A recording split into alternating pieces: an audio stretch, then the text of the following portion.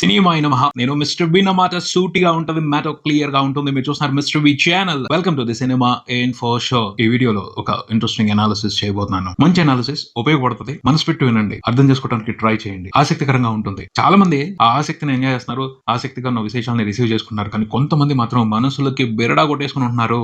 చిన్న విషయాలకు కూడా ద్వేషంతో రియాక్ట్ అవుతున్నారు. అంత ద్వేషపడిపోవాల్సిన అవసరం లేదు. చుట్టూ చూడండి, ప్రశాంతమైన వాతావరణం, ప్రశాంతమైన మనుషులు, ప్రశాంతమైన పరిస్థితులు ఉన్నాయి. ప్రతి విషయంలోనూ నెగిటివిటీని చూసి ద్వేషంతో రగిలిపోవద్దు. దానివల్ల ఉపయోగం ఉండదు. ద్వేషం అవతల వాళ్ళకి ఎప్పుడు కూడా నష్టం చేయదు. ఎవరైతే ద్వేషంతో ఉంటారో వాళ్ళకే నష్టం చేస్తుంది. మన చుట్టుపక్కల పాజిటివిటీ ఎంత ఉంటుందో నెగిటివిటీ కూడా అంతే ఉంటది. కాకపోతే నెగిటివిటీ కొంచెం ఎక్కువ హైలైట్ అవుతా ఉంటది. దానికి పబ్లిసిటీ ఎక్కువ అవసరం లేకపోయినా పబ్లిసిటీ చేస్తారు. సో అందుకని హైలైట్ అవుతా ఉంటది. అది ఎక్కువ మందిని అట్రాక్ట్ చేస్తా ఉంటది. అందుకని చాలా మంది ఆ నెగిటివిటీని పోగేసుకుంటున్నారు. కొంతమంది పోగేసుకున్న దాన్ని మూటలు కట్టుకుంటారు. ఆ మూటల్ని తీసుకొచ్చి వాళ్ళ ఖజానాలో వేసుకుంటున్నారు. ఎవరైతే దేన్ని వెనకాల వేసుకుంటారో అదే వాళ్ళ ఆస్తి అవుతుంది. పాజిటివిటీని వెనకాల వేసుకుంటే సంతోషం వాళ్ళ ఆస్తి అవుతుంది.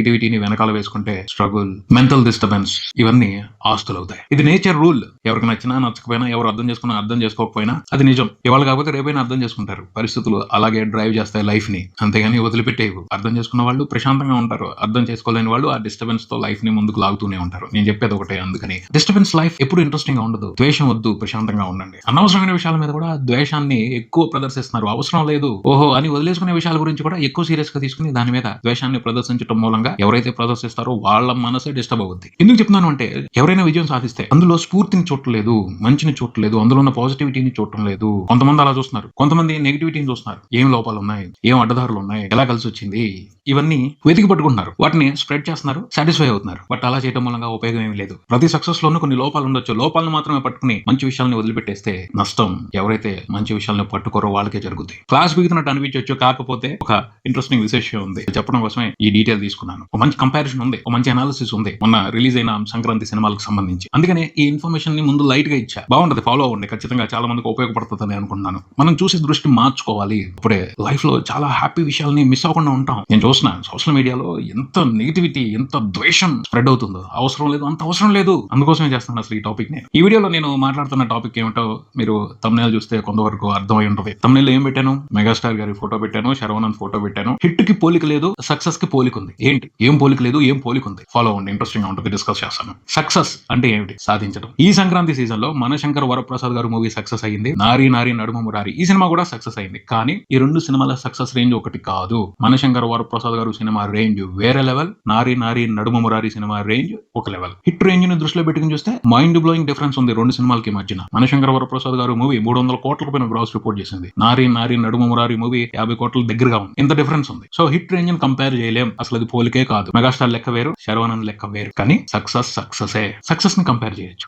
ఆ సక్సెస్ కొట్టడం అనే విషయానికి సంబంధించి మెగాస్టార్ కి, శర్వానంద్ కి ఒక పోలిక కనిపిస్తుంది నాకు ఈ రెండు సినిమాలకు సంబంధించి. అంతకు ముందుల కెరియర్ గురించి కాదు, ఈ సీజన్ లో వాళ్ళిద్దరు వచ్చిన రెండు సినిమాలకు సంబంధించి నాకు ఒక పోలిక కనిపిస్తుంది. ఒకటి కాదు, రెండు పోలికలు కనిపిస్తున్నాయి. ఫస్ట్ పోలిక ఏంటి అంటే, ఇద్దరు కూడా ఒకే ఇంటెన్షన్ తో ఈ సీజన్ లో సక్సెస్ కొట్టడానికి సినిమాలు తీసుకుని వచ్చారు. ఇద్దరు కూడా ఒకే రకమైన పరిస్థితిలో ఉన్నారు. మెగాస్టార్ కి హిట్ కావాలి, శర్వానంద్ కి హిట్ కావాలి. మెగాస్టార్ పోలశంకర్ మూవీతో అవమానపడి ఉన్నారు. మెగాస్టార్ ఫ్యాన్స్ అవమానపడి ఉన్నారు. ఫ్యాన్స్ లో జోష్ తీసుకురావాలి. మెగాస్టార్ అల్టిమేట్ గా కంబ్యాక్ అవ్వాలి. ఎట్టి పరిస్థితుల్లో హిట్ పడాలి అన్న ఇంటెన్షన్ తోనే మనశంకర్ వరప్రసాద్ గారి మూవీని సంక్రాంతికి తీసుకొచ్చారు మెగాస్టార్. శర్వానంద్ కూడా హిట్లకు సంబంధించి కొంచెం వెనకబడి ఉన్నాడు. కెరీర్ కూడా డైలమాలో ఉంది. నిదానంగా శర్వానంద్ మీద ప్రేక్షకులు ఇంట్రెస్ట్ కోల్పోతున్నారు. అతని సినిమాలు వస్తుంటే ఇంట్రెస్ట్ చూపించట్లేదు. సో అతను కూడా ఒక హిట్ అవసరం.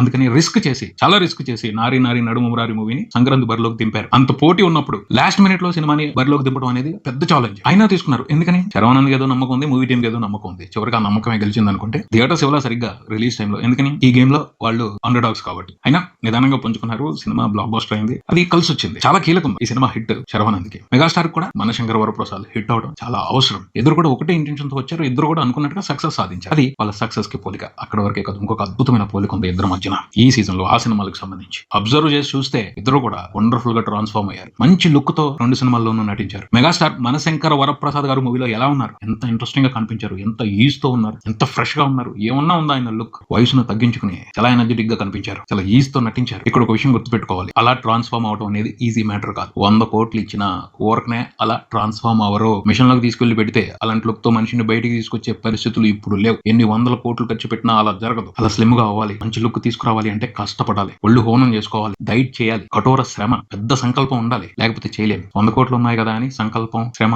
పనిచేయవు వీళ్ళ కోసం. వీళ్ళు కష్టపడాల్సిందే. వాళ్ళు మార్చుకోవాల్సిందే, వాళ్ళు క్రమశిక్షణలోకి రావాల్సిందే, అప్పుడే జరుగుతాయి. మెగాస్టార్ కి ఈ వయసులో అంత కష్టపడాల్సిన అవసరం లేదు, కానీ గట్టిగా కష్టపడ్డారు. ఎందుకు కష్టపడ్డారు? ఏం లేదని కష్టపడ్డారు. ఆయన చూడని రికార్డులా, ఆయన చూడని ఐశ్వర్యమా, ఆయన చూడని ప్రభంజనమా, ఆయన చూడని క్రేజా, చాలు అని సర్దు పెట్టుకుంటే కామ్ గా ఉండొచ్చు. బట్ ఎందుకు కష్టపడ్డారు? సినిమా అంటే తప్పన ఆయనకి, సినిమాలో నటించడం అంటే తప్పన ఆయనకి, తన కోసం వచ్చే ఆడియన్స్ ని ఎంటర్టైన్ చేయడం అంటే ఆయనకి విపరీతమైన ఇష్టం. అది పిచ్చి అయింది. దానికోసం కష్టపడ్డారు, దానికోసం చేశారు, దానికోసం ట్రాన్స్ఫార్మ్ అయ్యారు. దాని రిజల్టే సినిమా సక్సెస్. తనను తాను అద్భుతంగా మార్చుకున్నారు. పర్ఫార్మెన్స్ లో ఈజ్ మైండ్ బ్లోయింగ్. అంతే, ఒక 20 సంవత్సరాలు వెనక్కి వెళ్ళిపోయారు, అంతలా ట్రాన్స్ఫార్మ్ అయ్యారు. అందుకనే ఆయన అభిమానులు సినిమాలో ఉన్న మెగాస్టార్ ఎంటర్టైన్మెంట్ తో బీభత్సంగా కనెక్ట్ అయిపోయి ఆ మ్యాజిక్ ని ఎంజాయ్ చేస్తున్నారు. ఊరకనే రాలేదు, ఊరకనే రాదు కూడాను.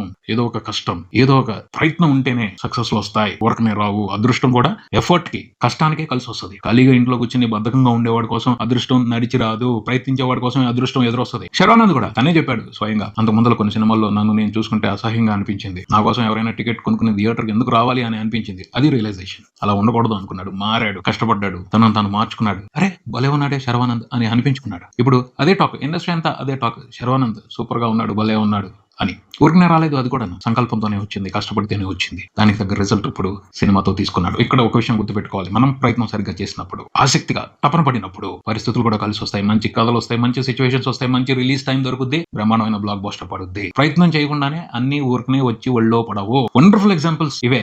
అర్థం చేసుకోవాల్సింది అది, ప్రతి సక్సెస్ వెనకాల ఏదో ఒక మంచి కారణం ఉంటది. ఆ కారణాలను వెతికి పట్టుకోవాలి. అలా కాకుండా ఇలా రిలీజ్ అవడం మూలంగా సక్సెస్ అయింది, దాని మూలంగా సక్సెస్ అయింది, దీని మూలంగా సక్సెస్ అయింది, ఇలాంటి నెగిటివ్ రీజన్స్ తీసుకున్నారనుకోండి, సాటిస్ఫై అవ్వచ్చు, కానీ దాని వల్ల జరిగే నష్టం ఏంటో తెలుసా? ఓకే, సక్సెస్ కి ఇవన్నీ కలిసి రావాలి కాబట్టి మనం ఎందుకు కష్టపడటం, వద్దులే బద్ధకంగా పడుకుందాం, లేకపోతే కామెంట్లు చేసుకుంటా ఊరుకుందాం అని ప్రయత్నం చేయడం మానేస్తారు. అలా ప్రయత్నం చేయడం మానేయటం వల్ల ఎవరికి నష్టం?